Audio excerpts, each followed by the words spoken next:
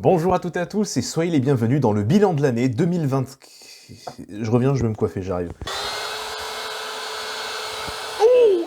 Bonjour à toutes et à tous et soyez les bienvenus dans le bilan de l'année 2024. C'est un bilan que j'avais prévu depuis très longtemps, depuis décembre 2025 si je dis pas de bêtises, puis je l'ai repoussé, parce que je voulais qu'il sorte après la vidéo sur la deuxième partie de la Syrie.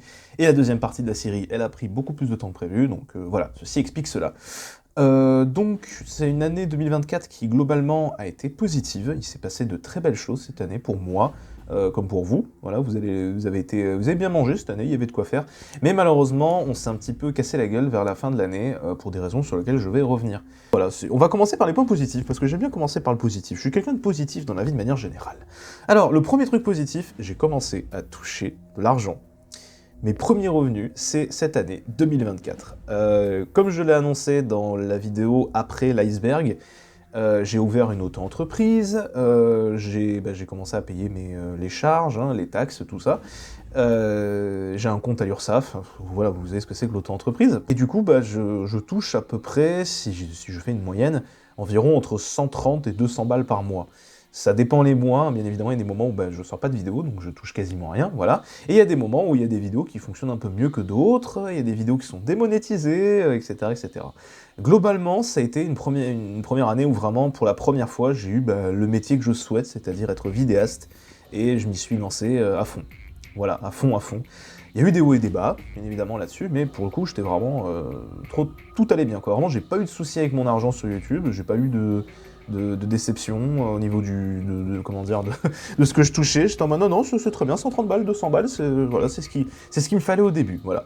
Alors si, deuxième gros truc de cette année, je ne suis plus Tanguy. C'est l'expression que j'aime bien sortir. Maintenant, je suis officiellement dans un appartement avec ma compagne. Voilà, donc c'est nos revenus, c'est mes revenus à moi plus le RSA qui permet de payer tout simplement l'appartement dans lequel je suis actuellement. Et tout simplement, c'est trop cool. Voilà, qu'est-ce que c'est cool d'avoir un appart pour toi, de grandir. Pour rappel, j'ai toutes mes premières vidéos, je les ai tournées chez moi. Chez moi, il y avait beaucoup de contraintes.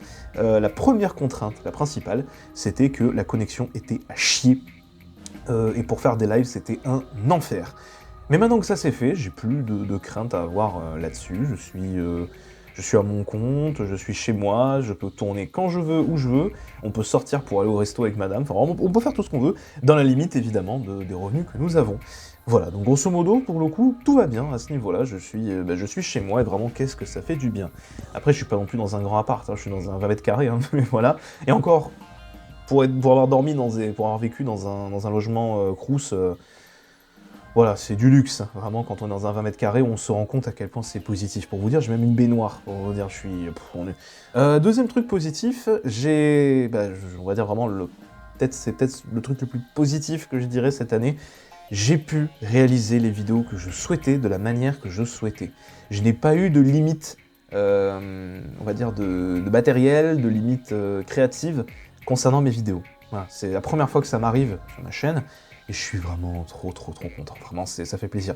Par exemple, la vidéo « La pire défaite de l'histoire », pour ceux qui ne l'ont pas vue, du coup je vous encourage à aller la voir, c'est une vidéo que je voulais faire depuis très longtemps, et je voulais la faire de la manière que je souhaitais, c'est-à-dire avec ma mise en scène, ma façon de faire, une vidéo qui me prend 1 mois de travail, qui fait 1 heure, enfin quasiment 1 heure, et sur un sujet qui surprendra pour ceux qui ne l'ont pas vu. Voilà, ça a été vraiment une de mes plus grosses fiertés de ma chaîne, c'est une vidéo que je re-regarde d'ailleurs de temps en temps, parce que vraiment je trouve que c'est une vidéo singulière que personne n'aurait fait sur le YouTube Game, à part moi, donc je peux dire ouais, trop bien. Voilà, c'était vraiment le truc positif. Après, bien évidemment, il y a eu la nouvelle série, les 2 nouvelles séries que j'ai lancées, les séries L'Entre-deux-Guerres et les séries Questions d'Histoire. Ça a été un véritable plaisir de vous les lancer pour vous, hein. Je me suis dit, c'est bon, j'ai plus de limite matérielle, ni limite technologique, mais vous avez compris. Voilà, j'ai plus de limite technique, voilà, et je suis vraiment aux anges. Voilà, à ce niveau-là, ça fait vraiment plaisir. Pour vous dire, à l'époque, quand je faisais l'iceberg, avant de faire l'iceberg, pardon, je me disais, ah, faut peut-être que j'évite de dire ce genre de choses, faut peut-être que je sais pas si YouTube ça va fonctionner. Vraiment, en fait, je me disais, non, ne fais peut-être pas ce genre de vidéos, essaie de privilégier des vidéos qui plaisent un peu plus aux gens avant de faire des vidéos pour toi. Je fonctionnais comme ça, en fait, avant de faire l'iceberg. Après, j'ai pas. Enfin, surtout depuis que j'ai voulu avoir comment dire, mes revenus, d'avoir des revenus sur cette chaîne. Je fonctionnais comme ça. Au tout début de la chaîne, j'étais vraiment en mode freestyle, puis après j'ai dit attends, faut quand même recentrer un petit peu. Et maintenant que c'est fait, maintenant que j'ai pu allier les deux, c'est-à-dire faire une vidéo, la fameuse vidéo d'Hitler, où je parle de ce qui me plaît et de, comment dire, de ce que vous aimez, voilà, bah maintenant c'est bon, je suis ravi à ce niveau-là. Je pourrais faire un long documentaire sur des écureuils que ça me dérangerait pas. Ça vous dérangerait peut-être, je pense, mais si je le fais avec la qualité, enfin avec ma qualité à moi, avec on va dire mon talent, je n'aime pas trop cette expression, mais ma passion à moi, voilà, vous serez content. Voilà, et je suis fier de ça, c'est bien. On a une communauté, on est soudés là-dessus, je vous connais presque tous maintenant, et ça fait super plaisir, voilà. Autre point du coup qui est très positif cette année, bah, j'ai pu lancer ma chaîne secondaire. La chaîne secondaire à la base c'était une chaîne dédiée bah, du coup à des let's play avec ma compagne. Le problème c'est que on était extrêmement irrégulier et du coup bah, on n'avait pas vraiment les moyens de créer une communauté, tout simplement, voilà. Et du coup, je me suis dit cette chaîne, faudrait quand même que j'en fasse un truc plutôt que de laisser dans un dépotoir traîner. Et j'ai eu une énorme inspiration pour Oshinoko, et le manga Oshinoko, et j'ai décidé d'en faire une critique dessus, une critique qui fait 45 minutes, si je dis pas de conneries, une très longue critique, une très longue analyse, et vraiment, je suis extrêmement ravi d'avoir pu la faire, ça fait vraiment du bien de me dire c'est bon, je parle pas d'histoire, je parle de toute autre chose, je suis vraiment, dans cette vidéo, si vous l'avez pas vue, c'est une vidéo qui est très personnelle, c'est des trucs que je ne pourrais jamais dire sur la chaîne principale, donc foncez voir. Voilà, c'est grosso modo une vidéo que j'aime énormément, vous allez passer un très beau moment dessus. Et enfin, l'autre point positif de cette année, on a dépassé les 10 000 abonnés. C'est pas beau ça, 10 000 abonnés, t'imagines le truc? Alors, pour vous donner une idée, quand j'ai eu les premiers 1000, non même pas, mes 100 premiers abonnés, j'étais en mode, putain, ça fait beaucoup. Ça commence à faire beaucoup là, oh là, je commence à avoir une communauté, je fais une mousse. Dans le microcosme où j'étais, hein, de YouTube, des gens me connaissaient plus ou moins mon nom, dans le milieu du cinéma, à l'époque je faisais des vidéos cinéma. Et je faisais parler de moi, quoi, voilà. Et quand j'ai vraiment eu mes 100 premiers abonnés, j'étais en mode, ça y est, putain, c'est le début, ça va monter, tout et tout. Après, j'ai commencé à perdre un petit peu espoir avec le temps, puis je me suis dit, non, des 10 000 abonnés, tu vas les avoir, et puis tu fermes ta gueule. J'ai eu les 10 000 balles. Mon Dieu, non, les 10 000 abonnés, parce qu'il y a marqué 10K, en fait, devant, là, c'est pour ça. J'ai eu les 10 000 abonnés, et là, bah, ça m'a... C'est indescriptible quoi, quand tu reçois un truc comme ça. Je les ai passés, c'était la nuit du 7 octobre, un truc comme ça, enfin, en mois d'octobre, quoi, en gros. Et j'étais vraiment, je regardais tous les jours, tous les soirs le timer, et j'ai enfin, le timer, le compteur, et puis j'ai fait, allez, ouais, c'est bon. 10 000 abonnés, putain.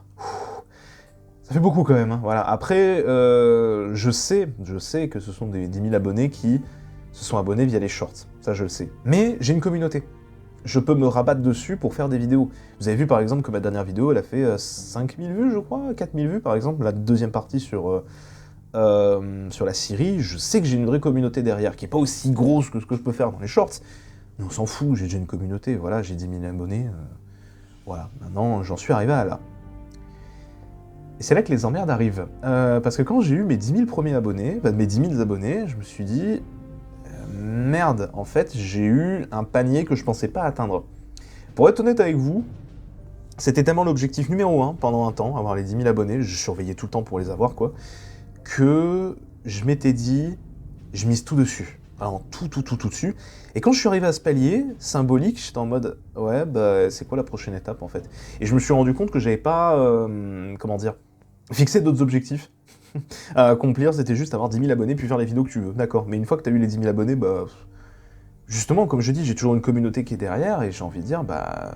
Ouais, mais qu'est-ce que je fais après pour m'amuser Voilà, je m'étais dit, attends, j'ai encore des vidéos à faire, qui sont en préparation d'ailleurs, j'en parlerai après, mais...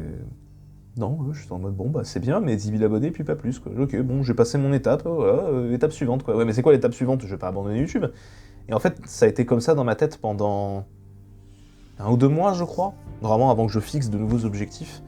Et je me disais, mais je sais pas quoi faire en fait. Est-ce que je continue? Est-ce que je retrouve un taf? Ouais, je me suis posé vraiment la question, hein, voilà. Est-ce que je reste sur la chaîne? Parce que du coup, je suis à vidéaste à temps plein, hein, voilà, pour vous dire. Et bah, du coup, ça m'a fait relativiser un petit peu sur cette année. Alors, cette année, il y a eu des hauts et des bas. Les hauts, j'en viens d'en parler. Les bas, on va t'expliquer, hein, grosso modo, qu'est-ce qui s'est passé niveau des bas.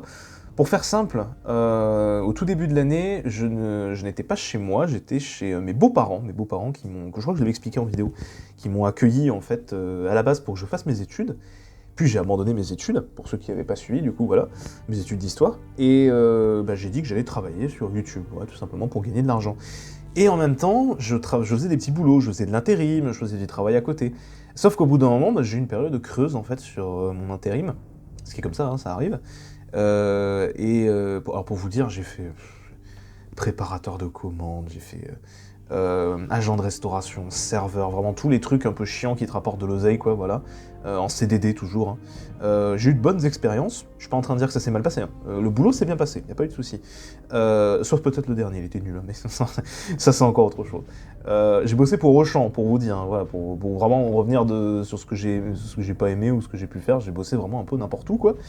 Et j'étais... en fait, j'ai eu une période un peu creuse, je commençais à avoir mes sous qui fondaient un petit peu, hein, forcément. Et à ce moment-là, mes beaux-parents m'ont dit, écoute, c'est bien, mais au bout d'un moment, il va falloir que tu rentres chez toi pour reprendre tes activités, ou parce qu'on ne peut pas t'accueillir éternellement. Quelque chose que j'ai parfaitement compris. Il n'y a pas eu d'emmerde à ce niveau-là. Le problème, c'est que à ce moment-là, j'étais en mode ok, mais si je retourne chez moi, tous les projets que j'avais lancés avec ma compagne vont s'effondrer en fait, c'est-à-dire trouver un appart, ce genre de choses. Et ça a été un petit peu compliqué à ce niveau d'arriver à manager la chèvre et le chou pour qu'elle puisse, pour qu'on puisse vivre ensemble. Voilà, c'était quand même l'objectif à la base. Et parce que d'un côté, en fait, ses parents disaient non mais il va rentrer, t'en fais pas. Et elle était en mode quoi? Non non non non, je veux pas. Voilà. Et du coup, moi pour le coup, je m'entendais bien, il y a pas eu de souci. Voilà. Mais du coup, voilà. Donc on a dû faire un petit peu l'entre-deux. Et au final, je suis rentré chez moi pendant une très courte période parce que c'est une amie finalement qui m'a hébergé pour que je puisse rester finalement. Pas très loin de chez elle, pour qu'on puisse avoir un appartement. Pour expliquer vraiment le bail, en fait, c'est que c'était beaucoup plus simple que moi je vienne sur place pour demander à avoir des appartements, en fait, pour voir des appartements. C'était beaucoup plus simple que je vienne sur place et que je me présente avec mon truc plutôt que elle qui débarque avec un RSA en mode « Et du coup, vous voulez accueillir quelqu'un ?» Ouais, mais il est où votre monsieur? Parce que ce monsieur-là, il peut demander des aides de la CAF, il peut même en demander beaucoup. Mais il est où, en fait, wesh? Il débarque quand? Ah, il est pas ici? Mais du coup, il a les moyens de revenir, ouais. Donc, c'est des discussions qu'on a eues avec des agents immobiliers, hein, pour vous dire, voilà. Et avec comment dire, les gens qui locationnent, là. Enfin, je sais plus, bref, voilà, mais des gens qui louaient des apparts, quoi, voilà. Elle a eu ce genre de discussion et c'était compliqué. Il fallait que je reste sur place, en fait, mais c'était...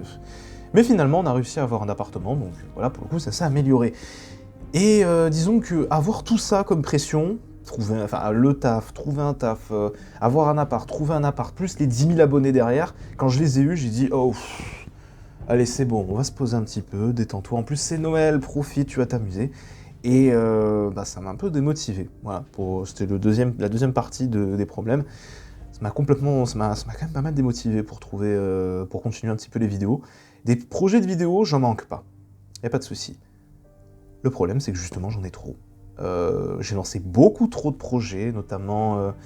En fait, je m'étais dit, il faut que d'abord je commence à faire un truc un petit peu différent. Après l'iceberg, notamment la série l'entre-deux-guerres. Le problème de l'entre-deux-guerres, c'est que c'était pas prévu pour être une série. C'était juste un épisode spécial sur l'Autriche que j'ai dit. J'ai dit, ouais, pourquoi pas. C'est devenu un documentaire, j'ai fait parfait, un bon documentaire. Et ça va pas plus loin. Vous avez kiffé le concept, aucun problème là-dessus, donc je me suis dit, j'en fais un autre. Le problème, c'est que t'as beaucoup de pays en Europe pendant l'entre-deux-guerres, tu vois, donc je m'étais dit, ok, j'ai une série à faire, mais j'ai plein d'épisodes en fait à sortir, donc oula. Moi qui, de base, ne suis pas quelqu'un de très régulier, je vais revenir dessus, de toute façon, vous l'avez remarqué, j'avais un peu peur que ça parte en couille, en fait, et finalement, c'est ce qui s'est passé. Après la Pologne, j'ai pas sorti d'autres vidéos, parce que, à ce moment-là, je me suis dit, ok, c'est bien, mais ça m'amuse plus autant qu'avant, donc autant sortir d'autres projets. C'est ce que j'ai fait la vidéo sur la pire défaite de l'histoire, qui m'a archi plu, puis je me suis dit, allez, on relance un autre projet, parce que refaire l'histoire de l'entre-deux-guerres, bon, c'était sympa, mais voilà, autant faire un autre truc. Et en fait, à ce moment-là, je me suis pas rendu compte, mais j'avais lancé 3 projets. Voilà, plus d'autres projets que j'avais derrière, des grosses vidéos, des grosses analyses. Et au final, j'en suis arrivé à une conclusion, où je reviendrai après, pour sauver un peu la chaîne, et pas que je me retrouve à faire pas de vidéo pendant 2 mois. Voilà, grosso modo. Maintenant que ça c'est dit, autre problème aussi qu'il y a eu cette année, ça a été le live Donald Trump, le fameux live des élections présidentielles 2024. Le live, pour faire simple, il s'était très bien passé au début, sauf pour le son, mais ça c'est une autre histoire, enfin j'en parlerai après. Sauf qu'en fait à un moment, qu'est-ce qui s'est passé? Des voisins sont venus pendant le live pour vous dire en gros de calmer la situation. Voilà, un plaisir. Alors je précise quand même un truc, c'est que j'avais prévenu les voisins que j'allais faire un live jusqu'à tard le soir, hein, jusqu'à 23h, n'importe quoi. Il a duré jusqu'à quelle heure ce live? Jusqu'à 6h du mat, 5h du matin. J'ai dit que ça allait être un gros live et que je risquais de beaucoup parler, quoi. Voilà. Visiblement, c'est dû rentrer dans une oreille et sortir par l'autre, parce qu'au bout de 23h, ils m'ont dit, en gros, calme-toi, quoi. Ils m'ont envoyé des messages aussi par téléphone pour me dire stop. J'ai fait, ok, d'accord, mais c'est pas ce qu'on avait convenu. Voilà, ou alors peut-être que je me suis mal exprimé. Et du coup, il y a une très grande partie du live qui est en mode ASMR, voilà, plus des problèmes de connexion derrière. Et malheureusement, ce live ne pourra pas rester sur la chaîne. Voilà, désolé, je pouvais pas le remonter, pas faire de rediff, voilà. Mais grosso modo, c'était positif au début, ça se passait bien, il y avait beaucoup de monde. Et après, ça s'est un petit peu calmé. Ah oui, et j'ai été démonétisé parce que j'ai utilisé une musique dont j'avais pas les droits. À ce moment-là, laisse tomber, ça sert à rien, voilà. Ouais, j'ai eu une petite déprime un petit peu en fin d'année quand même, après avoir terminé les 10 000 abonnés, après avoir fait mes vidéos. Ça se ressent dans ma vidéo sur Oshinoko, que je me sentais pas très bien non plus. J'avais envie de parler d'un truc vraiment chaud et horrible, hein, pour le coup. Mais c'est passé finalement, ça va, ça n'a pas été très long. Disons que je l'ai vécu, puis après, au bout d'une semaine ou deux, c'est remonté. Je suis quelqu'un, comme je dis, qui est très positif, donc ça va. Mais parfois, pour le coup, je me sentais pas très bien. À ce moment-là, j'ai fait, ah ouais, j'ai quand même beaucoup. Faut comprendre que YouTube, c'est un milieu c'est un monde où beaucoup de choses fonctionnent. Certains diront par la chance, mais par la providence. Voilà, ça fonctionne par un... voilà, il y a plein d'opportunités qu'il faut savoir saisir sur le moment, et quand tu les saisis pas, t'es en mode putain, j'ai oublié ce truc, ça aurait pu me rapporter de l'argent, ça aurait pu me rapporter de la fame, voilà. Ça peut être n'importe quoi, ça peut être un événement d'actualité, j'en ai pas fait un short, merde, voilà. Concernant les shorts, justement, alors, ça a été très compliqué pour les shorts cette année, parce que les shorts, j'ai remarqué un truc, c'est que plus t'en publies, plus tu gagnes de l'argent, plus tu gagnes des abonnés, enfin plus tu gagnes des abonnés. Voilà, grosso modo. Il y a des shorts qui ont très bien marché cette année, il y a des shorts dont je suis plutôt fier, et il y en a d'autres, vraiment, je me suis dit, putain, mais ils sont complètement à chier, quoi, voilà, grosso modo. Le problème, c'est que le rythme que ça impose des shorts, c'est totalitaire, quoi, vraiment, c'est plus tout le temps dans les shorts.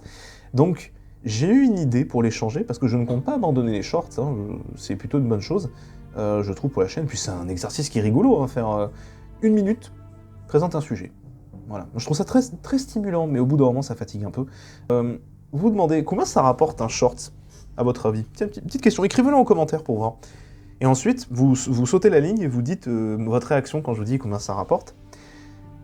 10 000 vues, 50 centimes. Voilà, 20 000 vues, 1 euro.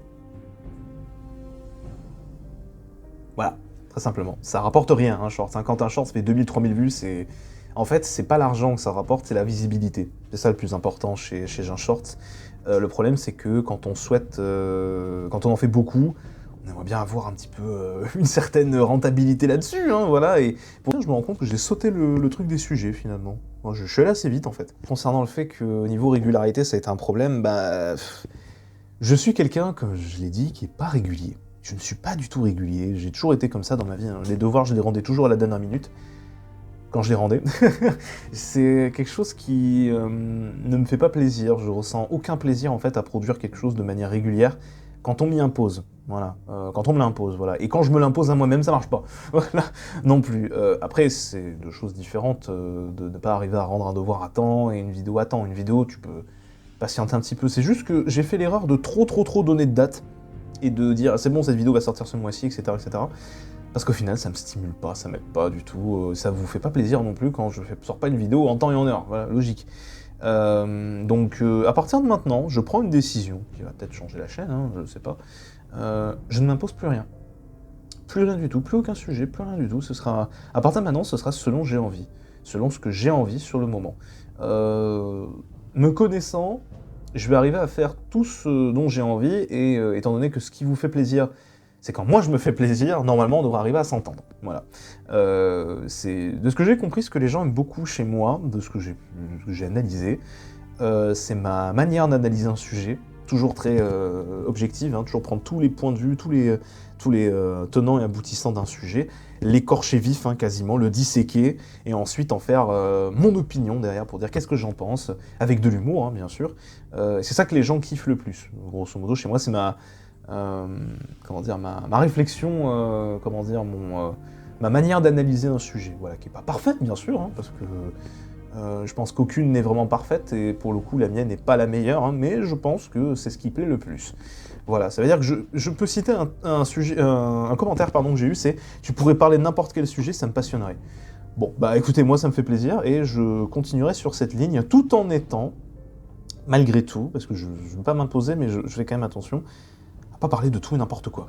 Voilà, on est quand même sur une chaîne histoire. Hein. Si j'ai envie de parler jeux vidéo, j'irai sur la chaîne secondaire. Si j'ai envie de parler cinéma, j'irai sur la chaîne secondaire. Si j'ai envie de parler jeux vidéo histoire, je vais sur cette chaîne. Si j'ai envie de parler jeux vidéo, enfin cinéma et histoire, je reste ici. Si j'ai envie de parler cinéma et jeux vidéo, voilà, je vais sur la chaîne secondaire. Je ferai comme ça maintenant, ce sera plus simple.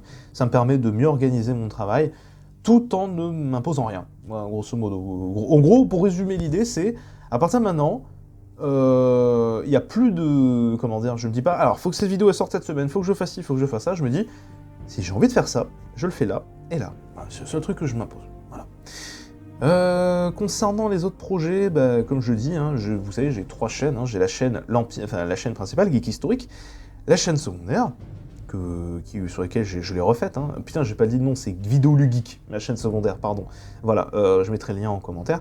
Et le troisième point, c'est la troisième chaîne, pardon, c'est la chaîne dédiée à l'Empire byzantin. J'y pense toujours, j'ai plein de sujets notés dans un coin, et pourquoi pas, si un jour je me relance, pouf, de tout faire sauter. Alors, concernant les projets, il y en a pas, du coup, vu que je ne m'impose rien, je ne balance rien du tout. Voilà, récemment, je me suis mis à faire des lives, ça me plaît énormément, d'ailleurs, je vais en faire un juste après, pour mercredi. Des lives où je papote avec des gens, où je dis des bêtises, grosso modo. Je joue aux jeux vidéo, ça me détend aussi. Voilà, et c'est des lives monétisés, donc j'en profite.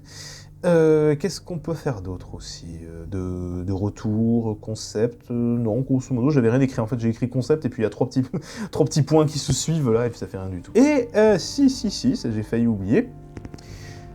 Un truc qui aurait pu être dans les points positifs, j'ai eu mes premières demandes de placement de produits. C'est pas cool, ça ? Alors, ma première demande n'a pas abouti, parce que le gars ne m'a pas relancé, mais du coup, j'ai eu une deuxième, c'était pour l'entreprise qui s'appelle Fujifilm, une entreprise qui, grosso modo, fait des appareils photo. Et j'ai dit, putain, mais c'est trop cool, en plus, ça a l'air super pro et tout.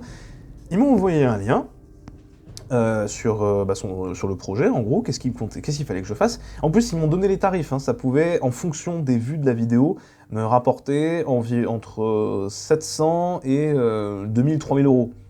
J'ai dit ok, d'accord, très bien, moi je veux bien, hein, voilà. Et en fait, le contrat était signé, du coup, était dans le mail.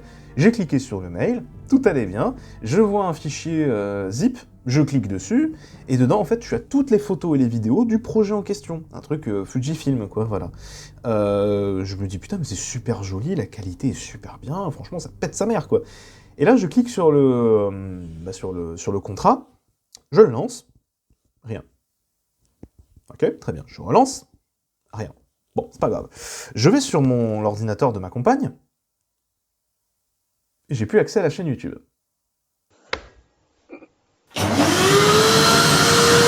Donc, la chaîne YouTube ainsi que mon compte Google ont été hackés. Voilà, très simplement, c'était en janvier 2025, donc je me suis dit, putain, mon année commence très bien, super. Voilà, j'ai fait une super vidéo où j'étais hyper joyeux, bien évidemment, pour vous l'annoncer. Et j'ai eu les boules, hein, quand ça m'arrive, et j'étais en mode, oh putain de merde, qu'est-ce qui m'arrive, j'avais envie de péter les murs, enfin, tout autour de moi, quoi. Et donc, j'ai dû faire une réclamation auprès de YouTube sur Twitter.